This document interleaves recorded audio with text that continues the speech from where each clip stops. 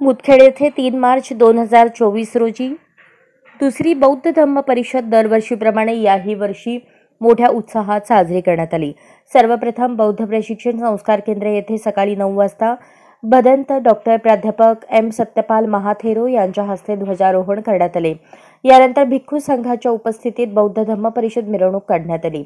मिरवणुकीची सांगता झाल्यानंतर उपासक अरविंद सोनाजी भक्ते यांच्या वतीने थायलंडवरून मागवलेली बुद्धमूर्ती नालंदा चॅरिटेबल ट्रस्टला दान करण्यात आली व बुद्धमूर्तीची प्रतिष्ठापना करण्यात आली। या दुसऱ्या धम्म परिषदेचे उद्घाटन भदंत इंदवंश महाथेरो यांच्या हस्ते करण्यात आले। यावेळी नांदेड जिल्ह्यातून व मुदखेड तालुक्यातून ज्येष्ठ उपासक उपासिका, बालक बालिका, महिला मंडळ व युवकांची मोठ्या संख्येने उपस्थिती होती।